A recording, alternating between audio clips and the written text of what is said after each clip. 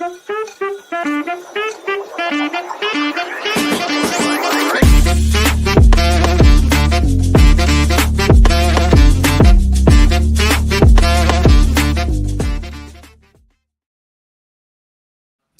and welcome back to the Finish Line Podcast. And it's going to be a weekend preview / small weekend review of last week and a small weekend preview of this week. I got there in the end. We have so much to go back on, so much to talk about, so much to look ahead to. But before we get there, Thomas of the Rain,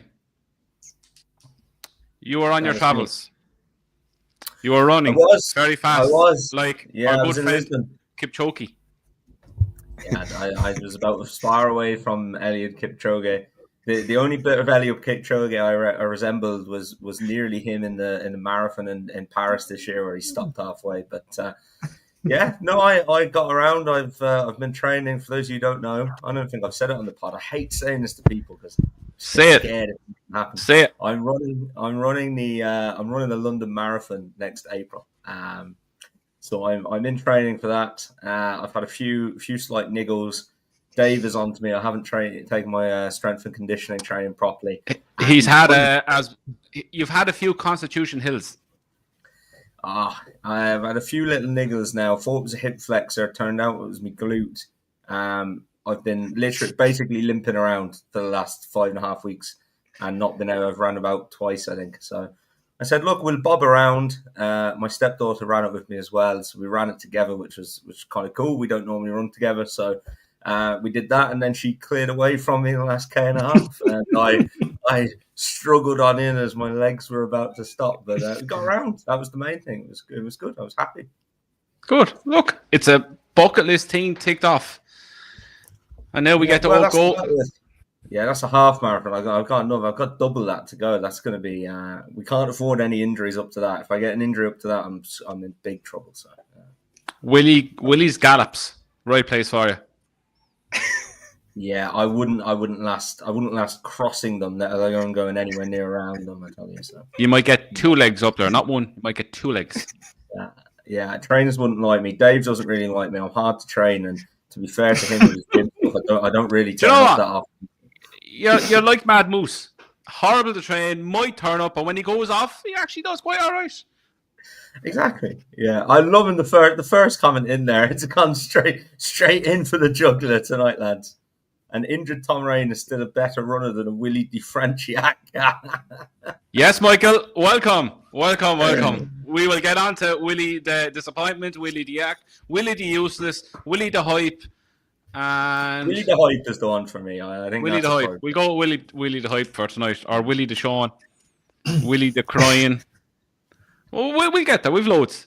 Right. Speaking. Right. We might leave Willy to last. Always leave the Willy to last.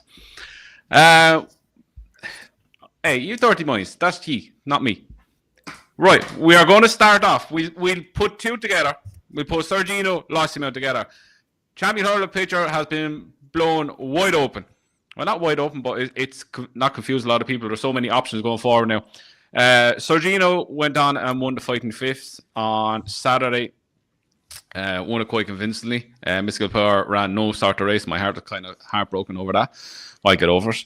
Lossiemouth then, in my opinion, bettered it the day after, beating Tihupo in the Hatton's race. So, Tom, first off, we start with Sir Gino, the super sub. What did you make of his performance first off? Yeah, look, it was good, wasn't it? I think it's going to be very easy to knock based on Mystical Power. Obviously, didn't run his race, but I think if you just take Sir Gino first, I think it was a good run. He travelled there nicely. He went away and he went on and kicked clear, and he won very impressively. He won by 8 lengths and then 4 lengths back to the third. He beat Lump Sum rate 143 and Kihava rate 136. I think he did it as he was entitled to do it, didn't he? I don't think, from me, didn't tell me a lot about Sir Gino, other than he can beat horses rate 143 and 136 as he should. So, yeah, I mean, look, I don't want to knock him too much. He's entitled to go on, and where he goes next, will learn probably a lot more. It was just a shame Mystical Power never travelled, did he? I mean, halfway could tell he was out of it. So yeah, look, I don't know what they're going to do with him or where they're going to go. I wouldn't write him off. Obviously, it's only one run, but yeah, it's a hard race to weigh up, I think, because of that. Sean, what you take out of it? Yeah, look, it's hard. As you touched on, Mystical Power, he was gone from early. He didn't travel or jump. And look, realistically, if you look at it, so Gino, what probably would have been 1 to 2, 2 to 5 if you priced him up on Mystical Power not being around. So you'd expect him to win. He's gone away impressively. He made one. I thought he jumped well in the main bar one. He got in close to one, and he sort of got out on all fours. But when Nico asked him, he was good down the straight. And he quickened up. I thought he looked a bit lethargic, but then Nico gave him a smack, and by God, he got some answer. I tell you that. He went and put 8 lengths, and if he had asked for that any earlier, it could have been 16, I'd say. He could have doubled that easily. So I'd say he's just doing what he had to do. He went down, you've seen it last year, he went down and pricked his ears to the last of the Cheltenham race as well, and didn't do much until he pulled the whip. So I'd say he's saving himself a little bit, which is good to see and a good one, because you don't want them giving all on every single run. But in terms of the big picture, I'd say, like, he's thrown his hat into the ring now, hasn't he? He has to be a champion hurdle contender on that. And I imagine they'll stick down the hurdle route. I don't think they'll change and go over fences this late. No, I don't think they will either. I know there was a lot of talk on Twitter that he's been backed for the Arkle, he's shortening or whatever for the Arkle on Betfair. But look, it was a good performance overall. Jumped well, bar the fort last. Look, as you said, Sean, what was he? Would he have been 2 to 5, 1 to 4 to beat them if Mystical Power wasn't there?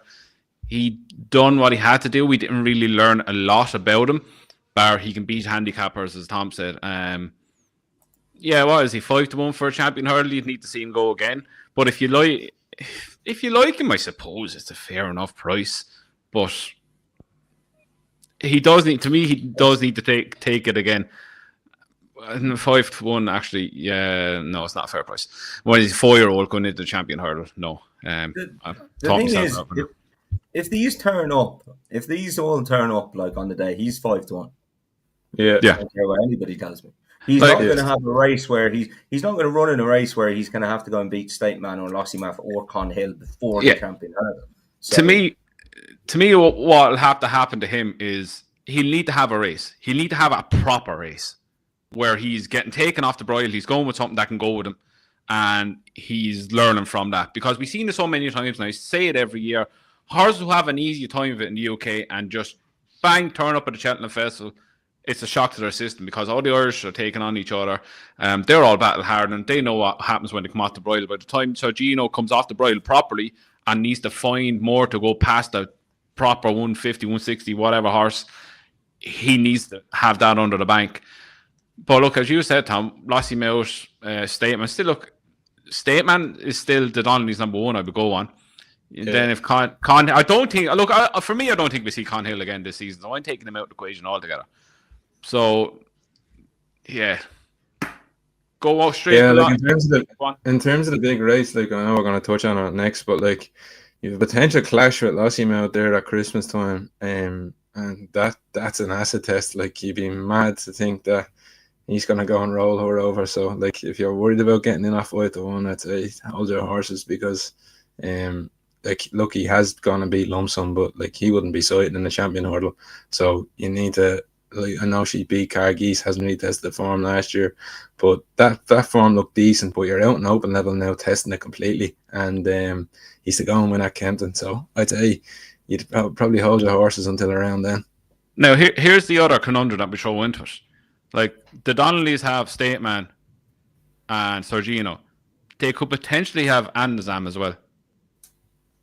I can't see him running all 3 in it. Yeah, I thought that myself. It wouldn't be a Nicky thing, but wouldn't it? Like, what's he going to send them? Chase? He doesn't go anywhere chasing now, does he? Like, they were saying Christmas hurdle after, and are you going to send them novice chasing in January? I can see them dodging Cheltenham, but I can't see them going novice chasing. Yeah. Like, if you're the Donnellys and you have 3, do you throw 3 darts at the champion hurdle? Probably not. Yeah, they've all got to get there now, and I don't think the other lads at the champion hurdle will get to that one. Right, we'll go on to Lossiemouth. We'll go straight on to Lossiemouth. Like, Visually, ultra impressive, massively impressive. Barron's mistake she made, I think, was at the fort last. Like Tom, she cruised around. Well, not cruised around. She got lit up at the back by Maxim. For me, what she done in the latter stages of the race was what was so impressive. The fact that she was lit up over racing for so long in the race, made a mistake, got back on the bridle, and just slipstream T Hoopu the whole way to the last, pulled them out, and off she went on the bridle, getting pushed out. Look, I know it wasn't T Hoopu's optimal conditions, but that's more or less his back garden. He's as we are to believe, he is best when fresh. That's the best version of T Hoopu you're going to see. But in hindsight, look, he's beat Honeysuckle in that before. He's beat Imperial Pass in it before. People are crabbing it. I can see why they're crabbing it, but she smacked the champion hurdle after that. Yeah, she did. For me, well, I'll deal with her first. I thought she was mightily impressive. She came into this, and T Hoopu did as well. You could crab T Hoopu's form a bit like you could in fairness. I know State Man, everybody loves him, and he was only ever just doing enough, but you could knock his form a little bit as well coming into that race with bright days ahead. And I think T Hoopu was kind of the same. And Lossiemouth, you could definitely grab her form against the mares. I know she's beaten the boys there once at Cheltenham, but she's a lot better than those. And she's really gone and done it here. I think she's got everything you want as a champion hurdler. She clearly travels very well. I think she can go on any ground. She quickens up. She clearly stays more than 2 miles, which if you think back to the likes of an Annie Power, she stayed very well as well, didn't she? So I'm mad about her, to be honest. She's my idea of the champion hurdle winner. I think they're going to find it extremely hard to give her £7. I'm not sure who. The ones we're mentioning there, the likes of Sir Gino, as you said, Andrew, I'm taking Conman out of it. State Man, I don't think State Man will give her £7. I just don't. No. I think she's a better horse than Brighter Days Ahead. And yeah, I'm mad keen on her. In terms of Tupu, I never get this, and we might touch on it later as well. Is like it's kind of. I don't know if it's because trainers have said it and stuff, and listening to what trainers say. People are on about him, it wasn't his optimum conditions. It's absolute rubbish that he doesn't go on good ground or soft ground. He's absolutely bolted up in Goran in a bog. He's gone and won at Punchestown on yielding ground, beating Astieri for lunge by 6 lengths. Like, he goes on any ground, lads. The whole thing of he's best fresh, he probably is. He's probably best fresh now because he's trained to be best fresh. Like, that's his backyard, as you said, Andrew. Gordon was going to have him ripe for that every day of the week. He's going to beat Honeysuckle in it before. He's beaten Perry Pass. And now Lossy has turned up and absolutely boosted them out of the way. So I take it as a real deal performance. I wouldn't crab to Hoopu. I think he's probably run his race. I just think it was very, very good from Lossiemouth. So, yeah, I thought it was a super performance. She's my idea of the champion hurdle winner. And Tihupu, it'll be interesting to see how the Stayers division shapes up, but he's going to be bang there as a contender. Don't write him off. Don't knock him because he's got beaten by Lossiemouth over 2 mile 4. Giving her £7, like don't get worried about that at all. I still think it was a good run at him. Yeah, like to me, I echo what you said there. Now, to me, she's my idea right now is the champion hurdle winner. She has everything. The likes of, as you said, the likes of Annie Power, Honeysuckle, horses like that who get £7 and stay further at that caliber level is very, very hard to give them that kind of weight. And she has everything. She speed, she travels, and she can stay on further. The only one that probably could give her the £7 would be Con Hill if he was back at his fully best, but he's never going to be back at his fully best. And the second that comes out, the lovely white paper comes out in 7 bars. Con Hill's out for the season. That's when she goes, 6-4, 5-4. But look, don't back her now. Wait until she gets there. She's at a price now. You just leave her until you get to the day. Sean, the prices are mental, though. Just on the price end, your price is mental. Like it is literally priced up like it's on tomorrow. It's on tomorrow, yeah. So like this, go on. If these all turn up there, it's and I pray they do, and I pray Con Hill gets there as well because it'll be some race. It would be back to being a champion hurdle of the ages if the likes of State Man, Lossy, Sir Gino, and Conman turned up. And you're going to get your prices about them then because they're going to have to price it up that way. So. Like, we see it year in, year out that you get to the morning of the races and the bookies get brave and start taking on horses. So you will get 2-1. If not, you'll probably get better on the day. There'll be specials left, right, and centre. So if you want to back Honeysuckle, Lossiemouth this far out, give your head a shake and don't do it. Sean, me and Tom are very much in the opinion that she's the champion hurdle winner. We know you're not a fan of her. You've never really been a fan of her. But don't give me the fucking eyes now. Don't start this shit. I was being nice there. I mean, they always just sent me. I was all last year you hated yourselves. No, I didn't hate her. I'm telling you now, you are goddamn blessed that Dave O'Keefe is not here right now because he would tear you a new one. No, I took her on in the Mirrors Hurdle because I was worried about that, but she's proved me wrong ever since. You took her on in the not the international, her first race back at Cheltenham as well in January last year. You don't like her. No, I wouldn't go that far now. I had to see it to believe it, and I did at Cheltenham. She blew me away. But in terms of the weekend, I thought she was electric. I thought she was absolutely dynamite. Now, I would say she had it absolutely ideal in terms of how the race was ran. Like, I know she was keen, she was in Paul's hands, but they couldn't have went to slower gallop, and the race turned into a sprint. And I touched on it last week. There's absolutely no chance any of them are beating her in a sprint. Like, halfway down the straight, in my eyes, this race was over because there wasn't a hope in hell Teahupoo was going to be able to quick enough from 3 out to get her stretched. He just does not have that speed. And Paul Townend sat and gave it that little bit of sexy swagger over the last, and a little look into Teahupoo, having a look into the camera, and she's bolted away on the bridle. He was mentioned that he tried to miss 4 out. I'd say he got a bit of a panic now when she missed it the way he did. There was a big gasp of her in the stand in Ferdy House. A few lads who were taking the short odds got her free, but she travelled right back into it, and she was right on the tails going into the bend, pinged the second last, and Paul Townend tucked in until the last fly. I'd say I wouldn't take anything away from Teahupoo. I think they were him and Han all day. There's word going around that he mightn't run. It was very quick ground out there. And I'd say they're not conditions. I don't rule out that he's not good on it. I just don't think he was seeing the best effect on that ground and in a sprint finish. So I wouldn't take anything away from Teahupoo. I think in terms of a stayer in the Stayers hurdle, I think he's by far the best of the short odds favourites at the moment. And for that, I think you couldn't take anything away from that run. He's got out sprinted by Lossiemouth as a champion hurdler, and nothing else. Like he stretched down to the last, he pulled away from Beacon Edge, and I just think the race wasn't suited for him to win. But in terms of Lossie, I think down to 2 miles going to gallop, she drops that head, she's only going to race more efficiently, and she jumps at joy. I think she definitely deserves a position at the top of the market. Right. Do you think, like, if per se it was soft to heavy ground, to me the result would have been the exact same? There would have been no difference in the result.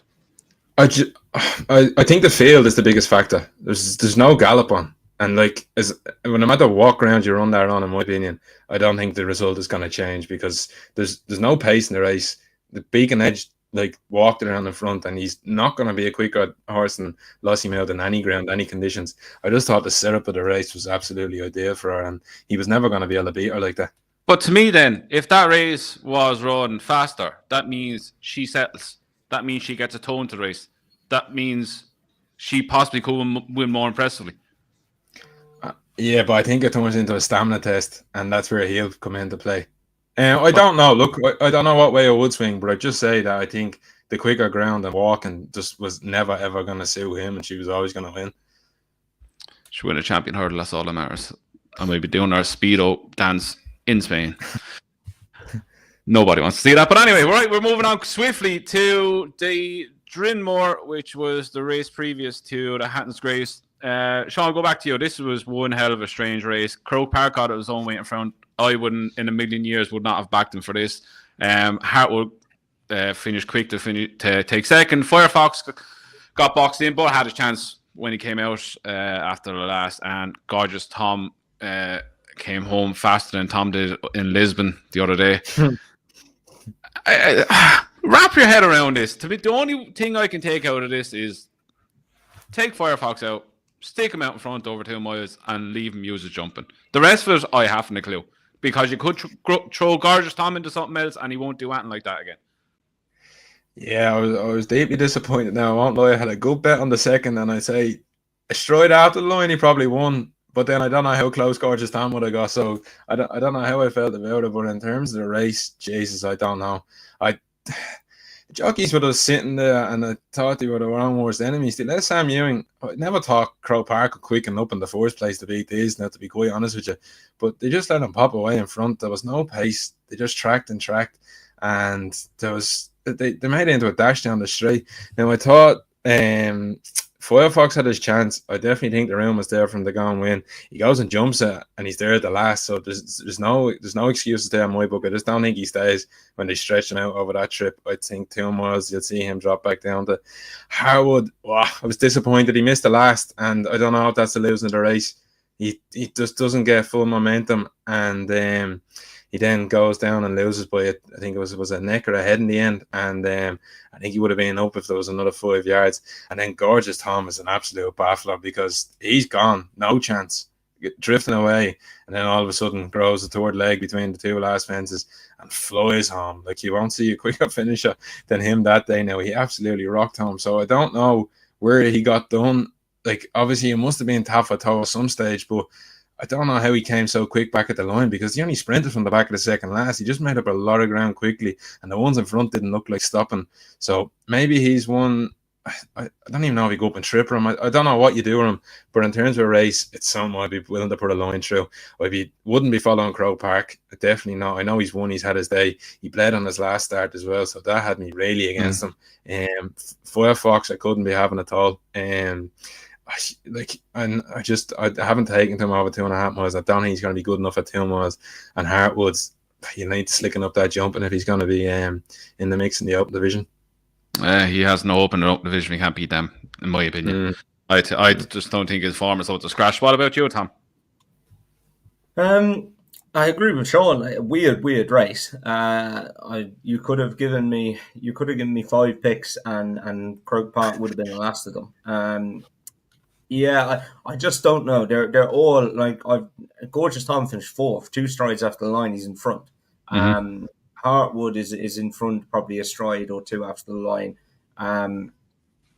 Firefox, I felt he got trapped in a pocket. I don't think that's where he wanted to be. He got out, then coming to the last, and I don't know. Did he not stay? He just plugged on. Like, he's only been beaten half a length, so it's hard to say he didn't stay, but. He might be seen to best effect over 2 miles and making the run in or something. I just don't think the race worked out for him. I think if I was going to take one out of it, it might still be him, to be quite honest. I'd give him a chance over a different trip, maybe. And ridden differently, I think, is more the key than the trip, to be fair. Hartwood ran a cracker. But yeah, it's a really, really weird race to throw up. But you look at some of the past winners of this, like, it's thrown up some good horses, but it's also thrown up some below average horses. You know, you've got Coney Islanders in there, Beacon Edge, I Am Maximus. I know he's going to win a Grand National, but like, he didn't turn out to be a Grade 1 chaser, did he? So it's an odd race to weigh up. I think we'll learn a lot more come into Christmas if they run, or the DRF. But yeah, it's a weird. I wouldn't be putting lines for any of them yet, but it's a weird race to weigh up. Yeah, I didn't get why none of them went and took it by the route. I thought a jockey had a chance there to say, right, this is mine, I'm going to take it and make glory, because they just walked it. It baffled me. I really did. I think one of the reasons, and I think we touched on it, none of us ever thought we'd see Croke Park cricking up from the front. Yeah. Ever. Like, I'd say Keith had the chance. Well, he obviously got boxed in, but if he had a chance to go past him, I think he would have went. He probably would have been beaten anyway. But yeah, I just think there was the chance for Keith to do it, but the rest of them were like, this fella's he's not going to quicken. He's just going to plod on at the same pace, and we're going to catch him. But it wasn't to be. We'll go back a day. I'm going back forward. Back fair here. It's first race on the weekend. Tom, beloved Imperi Pass. To me, a lot of people were crabbing it. The performance, I thought, was a very good performance, good jump performance over. To me, a trip that is probably. I know. I still reckon he's a 2 miler. I know there's kind of question marks about it, but the main thing will be: is this fella going to play super sub to Ballyburn? Is it wherever Ballyburn goes, this fella will go? Well, yeah, wherever Ballyburn doesn't go, this fella will go.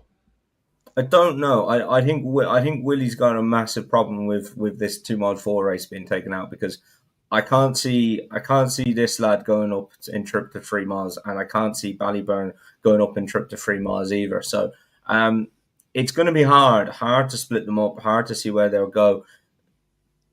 You know, the owners haven't been shy about not turning up to Cheltenham with this lad. Like they skipped it last year when it was obviously wasn't good enough. You know, he's 6. I don't know. It's hard to know. I'd definitely give him another chance. He looked like he badly wanted to go left-handed. That's one thing I would say. I think maybe Leopardstown, maybe 2 miles, and let him rock, and you might see a different horse there. He was very good. I thought his jumping was grand. But yeah, I think left-handed could be the key to him. And again, another one, first day at school, tick. We'll see what he does the next time. Sean, what about you? Yeah, look, I thought he was good. I was baffled when I went on the Twitter after to see so many people going at him. But look, I thought you can't front run. You learned that last season. So the other Willy horse made the running, and I thought he settled. He just went to sleep in behind. He just popped away. And they came across the third last. He asked him, he jumped. But down the straight, Jesus, he gave him a bump. And by God, he made up some ground when he woke him up. I tell you that. His turn of foot was electric between the bend and the second last. For another video replay, I couldn't go back and watch it. Obviously, we lost a horse the last, sadly. But he made up some serious ground in very little time. Went around and went and hosed up. He went out through the line and I don't know how you grab it. He pinged the 2 down the straight when he was asked to jump. I know he's probably put to sleep and his jumping maybe wasn't unbelievable down the back, but he was going from A to B, and that's what you need to do. I don't think he was slow. He didn't look. There wasn't too many negatives in my opinion. Going forward, just with that turn of foot, I just don't see him a 3 miler. If you, like, it was electric what he done there. When he gave him a bump and the sadly quickened up, I just think a strong gallop over 2 miles, this lad will have no issue going back down. If he obviously kept awake, he won't be able to go to sleep the way he did, and he'd probably jump better. As you've seen down the straight in the latter stages, he jumped very well. I think he'll have no issue. And in terms of where we go next, look, I know they made an absolute nuts of the Irish calendar at Leopardstown at Christmas time. The only place he can go is Limerick, and they're not too keen on sending Ballyburn that way. He'd be a certainty in that Faheen Chase. There's nothing around there that'd be beating him in that 2.5 mile division, to be honest with you. You know he goes on deep ground, so you'd have no issue with that. It's whether you want to know that Willy's not going to send Ballyburn there. But in my eyes, he only goes to Limerick if Ballyburn's not around. I don't see them going up and tripping him at all. I think Willy said Ballyburn is not going to Limerick. So. Yeah, I'd say Imperi Pasadena up there. I reckon he's going to run the Arkle no matter what Ballyburn does. To me, it's like even on his Ballymore farm, look, he likes a Gaelic Warrior and all that behind him. He's a very high class horse, and I'd be very much in the favour of taking on Ballyburn if I was the Simon Menier. Because yeah, like you have that race at thing as well. Like I think that I touched on, they made a mess of the calendar. They've taken out that 2 mile race at Leopardstown at Christmas, so you're left with nothing until January. I think it's the first weekend in January. You have the race that's now at Nice, and then you have 3 or 4 weeks of the Dublin Racing Festival, and I can already see every excuse card pulled out for if your horse runs at Nice, trying to not get to go to the Dublin Racing Festival. So God knows what way they'd be split. If Ballyburn's kept for Nice, you might get Imperial Pass the only one in the 2 mile division that is going to run for Willy in the DRF if he's skipped. He hasn't ran since Christmas. He'll have no issues going there. But just in terms of him running in the Nice race, Ballyburn, like I don't know if to be looking for excuses not to turn up in the Dublin Racing Festival. Yeah. Look, at least it makes the chatter up to Cheltenham a bit more interesting about these divisions. Right, we'll swiftly move on. Before we get to Willy the Hype, Yak, whatever Tom wants to call him, we'll go to Corwell Potter, most expensive national hunt horse ever bought. Made a satisfactory, well, I say satisfactory, a really good performance at Carlisle the other day, jumping out to his left a lot, which would suggest to me, Sean, that going right-handed, left-handers would be a huge asset to him, and he is certainly a force to be reckoned with. Yeah. Look, he went around. I thought it was rather strange to be sending your horse up to Carlisle. I thought he would have been a Newbury written all over him or something like that. But he went up to Carlisle on the Sunday, and look, he went down, attacked it first. A few long leaps. I'd say there was a few gasps of bears by a couple of people whoever backed him at them log odds. But he went a bit left. Look, he done it as easy as possible. I don't think you learn much from there. And on the bigger and better things, I suppose he'd be tested next time out up in Grade Company. I would be interested, but a load of suds in the same ownership, aren't they? So is he going to stick to 2 miles? I thought it was rather weird that he started down at 2 miles, but maybe that was the only option and they just wanted to get him out. So I don't know if they're going to clash load of sud in him. I can't see that happening. It's again with the Turners. The Turners is gone. Yeah. They really have. You have 2 miles, or do you want to empty your horse over 3 miles? What are you thinking, Tom? Well, yeah. I look, first off on him, I don't think we learned much, did we? He jumped all right, went left-handed. Probably will be better that way. In terms of the same ownership, nobody's going to tell Paul Nichols where to run his horse, are they? Especially if the other one's Dan Skelton's. So I think he'll turn up where he wants to turn up, and I think Dan will turn up where he wants to turn up. So we could be on for a clash. I see the other lad is in the weekend. I think he is very, very good. And this lad he's got the form last year. We didn't learn much the other day apart from he's alive and he can jump a little bit. So be interesting. It's gonna heat up Christmas time and just after that, lads. We're it's first day at school getting boxes ticked now. So speaking of heating up, things are going to heat up right now. Tom, this is going to be your time to shine. Willy the Holy, Sean. Andrew, I thought you were going to say. Speaking of first days at school and boxes not being ticked, Willy the Holy. Jesus, what Tom said. Here's the bubble. There's a burst. Oh, that's burst. Go on, Sean. Go on. No, Tom, I want to hear Tom first, and then I want to hear the excuses out of Sean, and I want to counteract from Tom. Off we go. Well, look, it's just Twitter hype, isn't it? This was all, and I've said this on the show before, so it's not after timing. This was all based on how Neche Haas looked like an absolute superstar in the spring last year, and it was all based on how close this lad got to him, and then the fact that he was sold to Willie Mullins, and all of a sudden he was meant to be an even money shot if the Triumph was ran tomorrow. Absolute nonsense. I feel sorry for the horse. He's probably ran okay, in fairness, but he's ran fine, Sean. But he hasn't ran like a Triumph hurdle winner, has he? And he's just got half a Twitter on his back. Poor chap. Sean tried to tell me that he didn't jump left, or I was being extremely harsh to say he jumped left at O'Toy. He clearly jumps left. I think that'll hamper him because Cheltenham's wide open. It's not like it's a tight left-handed course. When you jump violently left like that, I think that's going to be an issue. He's done that twice now. That's enough for me to say he definitely jumps left. And yeah, I mean, it's just a high horse. But this is why lads need to take a little look at themselves, calm down a little bit.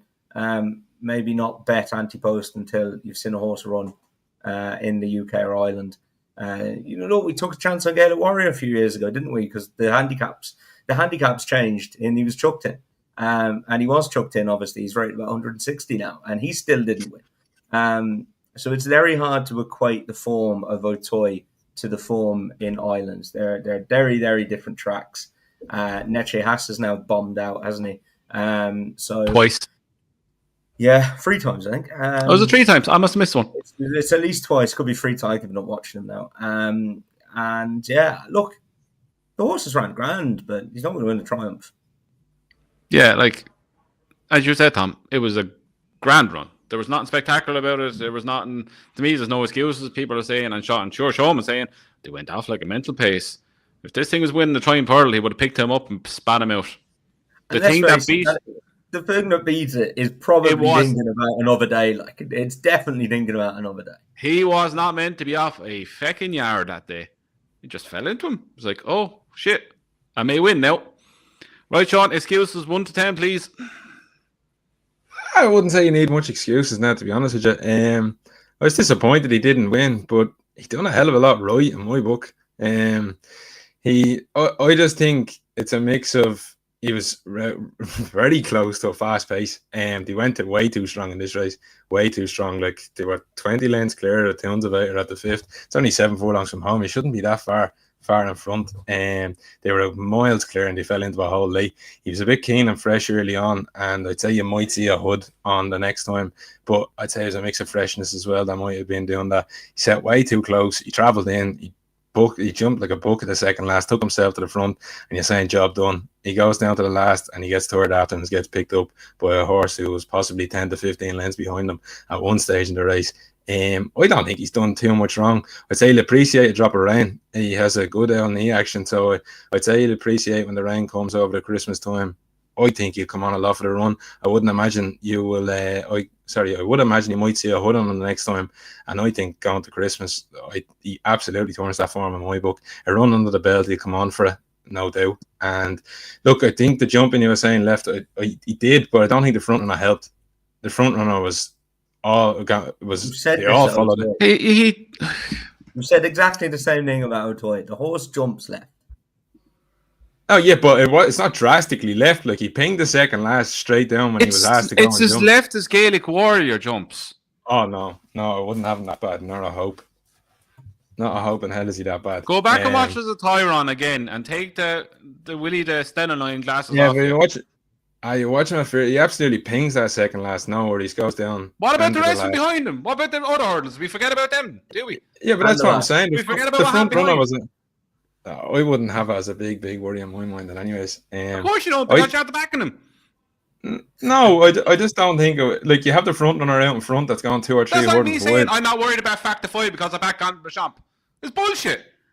Nah, they all went. But look at the front runner. He goes left. They all follow. I'm not looking at the front runner. I'm looking at what Willy the Holy's doing. What about the last? He's a length clear at the last, and he goes at least 2 strides left. Oh, I wish we were less talk racing and play the replay right in front of you right now. I don't think it's something to be that big worried about. And you go back left, but I think, look, come Christmas, I have 0 doubts. I will 100% be backing him at Christmas. Naturally, numbers. He can't run the juvenile hurdle. He had to go into graded company first time out. They all had runs, and I have 0 doubts he'd come on. Willie was saying out there at the race that they haven't got out on the grass and they haven't had rain, so I wouldn't imagine they've done too much. So he's going to improve. And so what about the rest? What about all the rest of Willie Munn's horses that winning then that haven't been on the grass? Yeah. Mark them up is what I'd be saying. Oh, it's a remarkable training performance, isn't it? Sean. Tom, I'm telling you, I wouldn't give up on him. I think they just went very fast. He got to her late, first run of the season. Grant, people in the comments saying, lads, he did jump left. Go back and watch it. There's people in the comments saying he didn't jump left. Go back and watch the race. Go back and watch it again. This is what I was saying earlier about you use your eyes. I with and don't listen to so much talk and what people say after races and stuff. Like every trainer, but you done everything right, Tom. He travels on the dicky. He jumps the last, and he's swinging going down to the last. He's not doing everything right. He's not. He's got third going to the last and got picked up by something that's at 15 lengths behind. Apart from being too keen, apart from jumping left. Right. Let's play devil's advocate here now. If this horse, and I'm telling you now, Sean, and don't lie, if this horse was trained by Henry de Bromhead and he was beat by a horse who was beat, that was beat 26 lengths the time before, you'd be saying the horse is useless, the engine's had to fall out of his hole, I can't wait till he gets the Cheltenham treatment. Yeah, but watch what happened to the horse the last day. Munches down. You know what I'm saying? Like, he makes a mistake, he sticks him to the floor, and he doesn't come home. Again, you're avoiding exactly what I'm saying. You would 100% be saying what I'm saying, and Tom knows it as well. It's his first run of the season. Like, it's hardly going to be like 100% fit, ready to rock. I'm not saying that about his 100%. No, he should be beating. I'm saying if this horse was not trained in Clostoughton and he was trained in Knockeen, we would be having a totally different conversation. I wouldn't give up hoping, anyways. That's all I'm saying. I think he win at Christmas. That's a yes. Hearing this, like, we'll see. I hope Andrew's. Oh, we can have a match bet come Christmas. Well. We have a Christmas preview in 3 weeks. We'll have a match bet on that race. Speaking of, I was meant to mention this. Speaking of Christmas previews, where is it? our Christmas preview is on Monday, the 22nd, 7 o'clock live. We'll be going through all the best races from Lepstown, Kempton, Limerick, Welsh National, Chepstow, and so on. So put in your diaries, 7 o'clock, Monday the 22nd, our Christmas special. That was well done. Right, we can chill now. Now we're going to go on to the weekend's race, and we'll fly through this. We are going Saturday, and we are starting at 1:50. That's not Saturday. That was results on Saturday.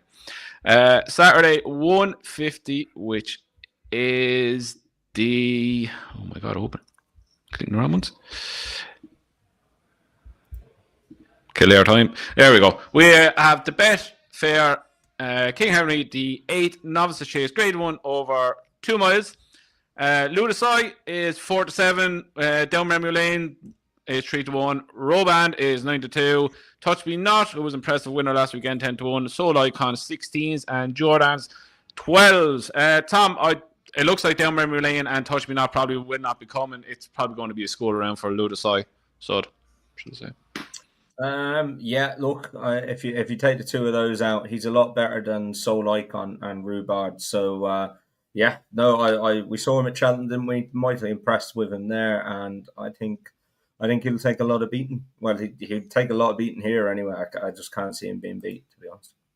Sorry, just a correction on the Christmas special. I have 23rd. I said 22nd for some reason. It's Monday the 23rd. Sean, you?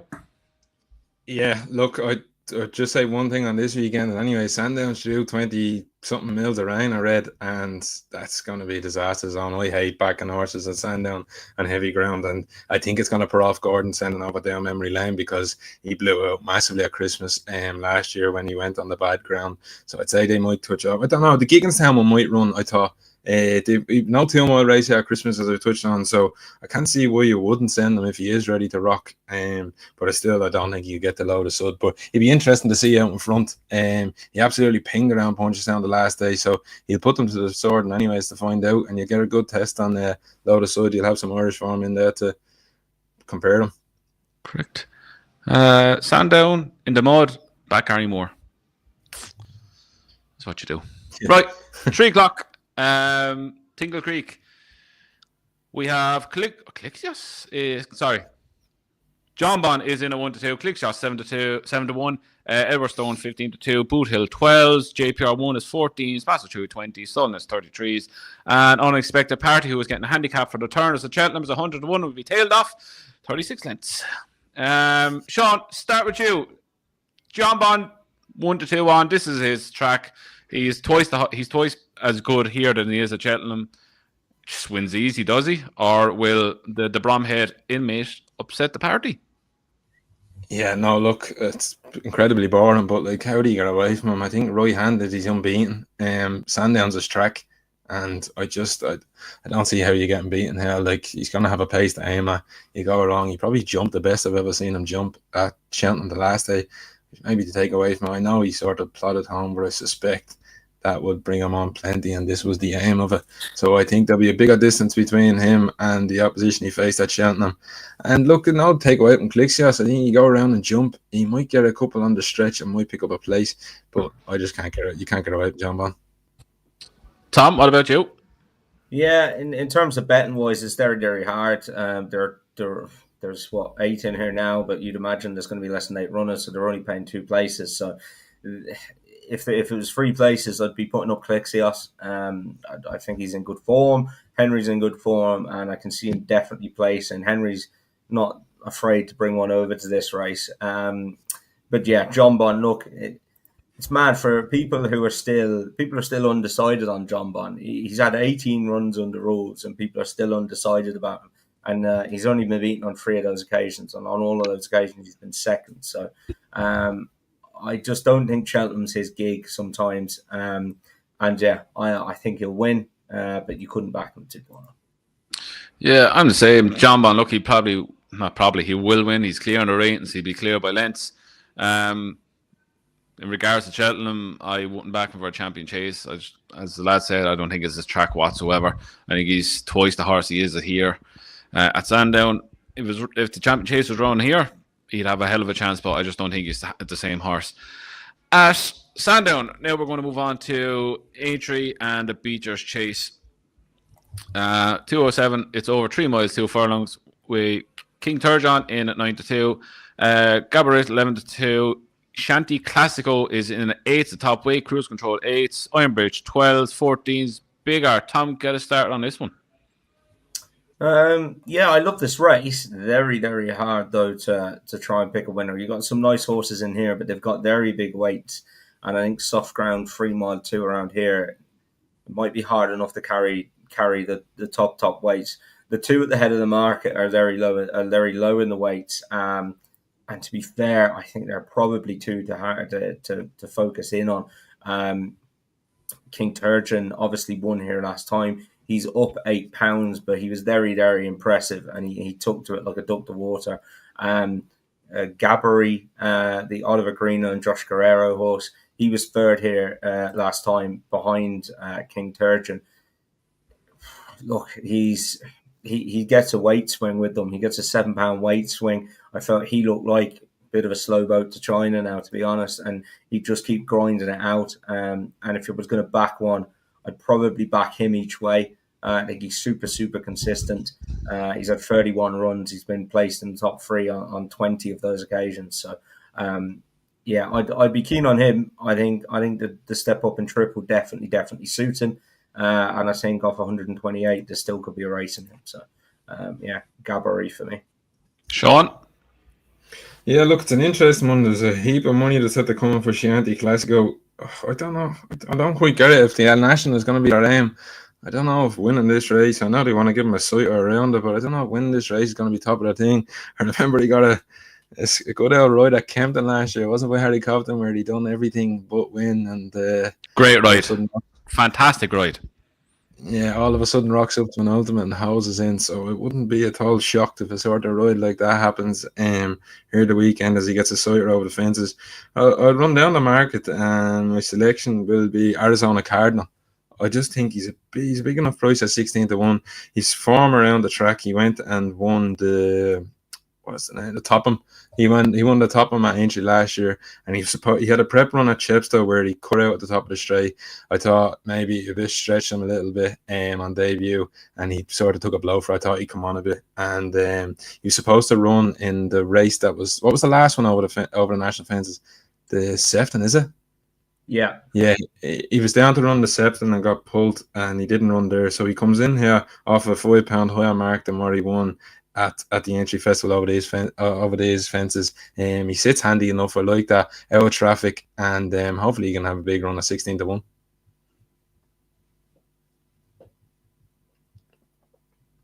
Yeah, just me, Tom, or is he on mute? No, I can't hear him either. I was on mute. My bad. The one I liked the 2 in this. I really liked the one at the top of the market, King Turgeon. I liked him the last day, how he got the job done. He steps back up in trip again. He bolted up over the same trip at Chepstow, first time out of the season. He's a 6-year-old. There's still a lot more to come from him. He's only up £8. I think the further he goes in this, the better he's going to be. I fear Tom's one. He's one as well. The further he goes up in trip, the better he is. He's shown it already. The one who I think I would take a stab on each way, if it absolutely buckets down and becomes soft, or if it becomes really heavy, is last year's winner, Chambard. He won this off 140 last year, £5 higher. He won it by 13 lengths. He beat Cocoa Beach in it last year. And Percussion was third, 3 lengths behind that. He beat Cocoa Beach by 13 lengths. Percussion 3 lengths behind that. Sleb Dalan, who won last time out, was 22 lengths behind him then, and there was 99 lengths back to the 5th, and the rest of them were pulled up. If this becomes an attritional slog over these fences, he's well equipped for it. I know he's a 12-year-old. I'm not getting away from that. Sometimes just horses are courses in conditions, and I think at £5 higher, he could run a decent race. Venetia William, again, is just banging in the winners left, right, and centre. This is her time of year. Again, £5 higher. If he had £5 more on his back last year, he still would have won. I think if the rain comes down as much as Sean is saying, and I hope you're right, Sean, for the love of God, please be right. I think 20-1 is a massive price for a horse that won this by 13 lengths last year. But look, obviously, younger legs might get to him at the end of the day, but I think I wouldn't put anyone up backing him at 20-1. I think he's a massive player if the conditions become really, really soft. But the top two I really like as well. I think they'll play a huge hand. Who would you say again, Sean? Arizona Cardinal. Yes, Big Grey. Big Grey. Right, we are moving on to Sunday. We start with Huntington first. And the Peterborough Chase, Grade 2, over 2 miles 4 furlongs. We've Ryanair Chase winner, Protectorat in. Genie's Destiny is on a revival mission from bombing out into Paddy Power. Jello is 4-1. Galov second, and Paddy Wars 5s. Nickelback, who go off like the Clappers, I would presume, is at 8. Manila Drama 14s, and Soul Icon has entered in here as well. Sean, what are you making of this? Protectorat 6-4 for Ryanair Chase winner. Yes, he has to give away, but Paddy the best. By clear the best in the race.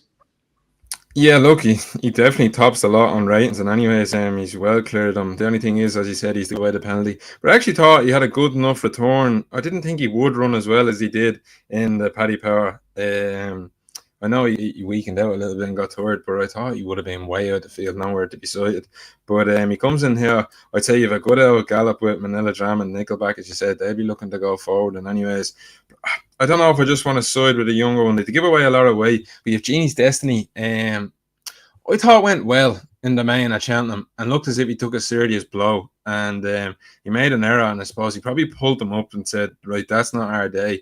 And just left it at that.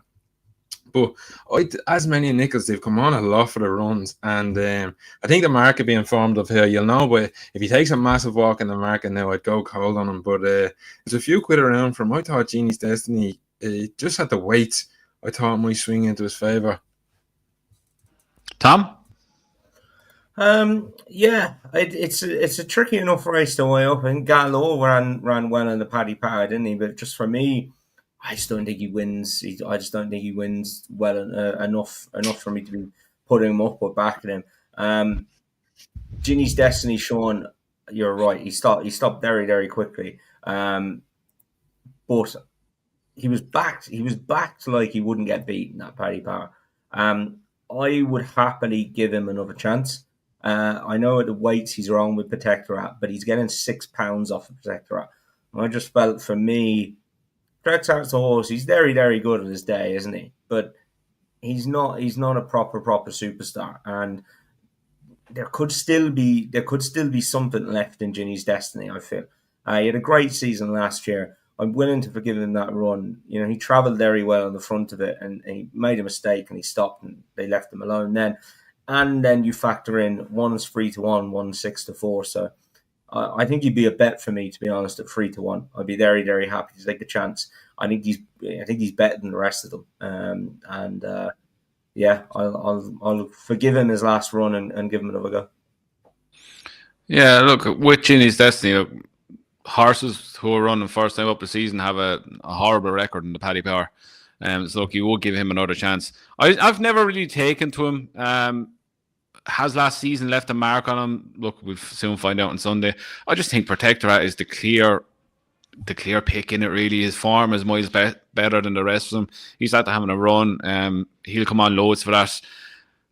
I think what's he have to give away? £6 to Genie's Destiny. I think he'd be well able to give that away. 6-4. Look, he's a horse that never really gets the respect, the respect that he kind of deserves, that to win a Ryanair and that. If this was any other Ryanair winner coming into here, giving away £6, you think, he's having a run on respect. He'll pick these up and he'll win, giving the penalty away. I just think 6-4. He's one of the short ones of the weekend. I probably would back.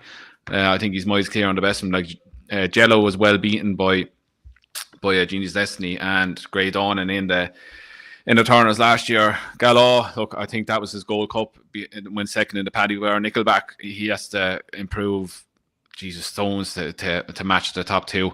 I just think, the more I look at it, the more I think it's just obvious that the Protector will win. But if Genie's Destiny has a nice jump from first run to second run, he could play a part, but I still thinks he needs to improve a lot to get the Protector at the level. So we will soon find out. Right. Last one we're going to touch on is the Healy Way at Cork and the return of the two-time champion chaser, Inagamane. We don't know who's running here yet. We've likes of Banbridge, Diner Blue, Christ Fernie Hollow still alive. Appreciate it. Blue Lord, Phil Door, Solness, the Bangor Iron River. Look, Thomas, more or less the return of an Ergamine. It's what's left under the bonnet. Yeah, exactly. And look, I definitely wouldn't go against him at this stage anyway. I'd be very keen to give him another shot. Betting proposition wise, it's not for me, but I'm looking forward to seeing him back, and I really hope he does come back. He's going to be 11 going into next spring, but there's a few in here, like Fernie Hollow's still in here. That's what I was going to say. Andrew said the comeback of an Ergamine. I was more looking at the comeback of Fernie Hollow, possibly being on a track. This is about a 6 comeback. No, it'd be good. If a lot of these turn up, it'd be a hell of a good race. I'd love to see. Imagine Fernie Hollow and an Ergamine turn up in this. It'd be electric. You forget about Fernie Hollow, lads. Like, he's only been beaten twice, and that was on his first 2 starts. He's only run 4 times. He's unbeaten over obstacles, is he? What's that? Yeah, 4 runs over obstacles since November 2020 when he beat Bob in a maiden hurdle at Goran. Isn't he the definition of the what if horse? He would look like it. He's looked very good on occasion, hasn't he? What if he ever made Cheltenham that year and Dave O'Keefe didn't have to cry on the way home from Gowran? Right. I nearly had to pull him back in the window. I thought he was going to jump out. Sean, what do you think about this? Yeah, look, it's all about the comeback of a Ergamine. It'd be interesting, like you Banbridge in here now. I didn't think he was great the last day over 2 miles, and I don't know if there's much the ground change you might see, but like you've done a Blue, Fernie Hollow, appreciate a Blue Lord. I suspect a couple of these are gonna run because like you've not a lot of time to get them out, and if you don't go ahead, you got the Christmas. So I'd say you'll have some worthy opposition. It is the question of what he has left under the bonnet, and I no doubt he's gonna be definitely not fully ripe coming here first run after 590 something days off the track. So it'd be interesting to see what remains under the bonnet. Yeah, I think we can rule out Banbridge. There's a storm like coming on the way, and it's pissing out here all day. And Cork it's not too far away from here. You can rule him out. I'd say Dino Blue probably will turn up. You've Clickshots, he's going to run in England. Fernie Hollow, I'd love to see him appreciate Blue. It could be like a schooling race for WP Mullins. It literally could be. But I can't wait to see him. I know he's 10. Is he 10 now at this stage of his life? He's 10. If it becomes a bog at Cheltenham, 2 miles, him.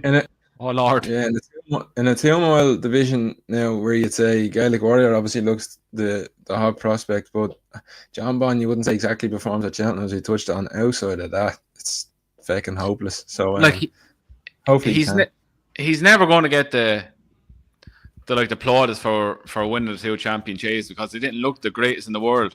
But he's battering him. Like I know Captain Guinness was a winner on a sufferance last year after El Fabiola fell. He battered him by 10 lengths the year before.